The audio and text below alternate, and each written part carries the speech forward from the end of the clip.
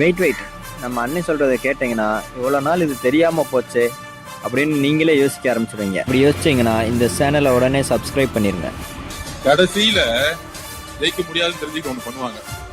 என்ன பண்ணுவாங்கன்னா வீடு 2000 ரூபாய் கொடுப்பாங்க, இல்ல 3000 ரூபாய் கொடுப்பாங்க. தலைவர் நிக்கிற தொகுதியில 5000 போவோம். அப்பெல்லாம் ஏலம் ஆயிருச்சு.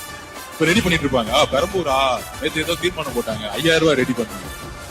இந்த மாதிரி 5000, 3000, 2000 அடிச்ச பணத்தை கொண்டு வந்து கொடுக்க மாட்டேன். நான் மக்கள்கிட்ட ஒரே ஒரு சின்ன கணக்கு சொல்லிக்கிறேன். 5 வருஷம் மொத்தமா அடிக்கிற பணம் 1 லட்சம் கோடி, 2 லட்சம் கோடி. நான் திமுக கிட்ட ஒண்ணு கேட்கிறேன். 3000, 4000 எல்லாம் கொடுக்காதீங்க. ஒரு 1 லட்சம் கோடி உங்க குடும்பம் அடிச்சிருக்கு. அமைச்சர்கள் ஒரு 50,000 கோடி அடிச்சு வச்சிருக்கீங்க.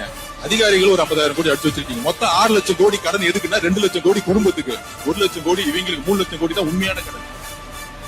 அப்ப நாம என்ன சொல்றோம்னா 3000 கொடுக்காதீங்க. 5 வருஷத்துக்கு கணக்கு போட்டா மாசத்துக்கு 50 ரூபாய் பிச்சை காசு கொடுக்குறீங்க.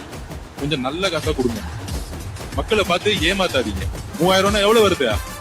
50 ரூபாய் ஒரு மாசத்துக்குன்னா 600 ரூபாய்.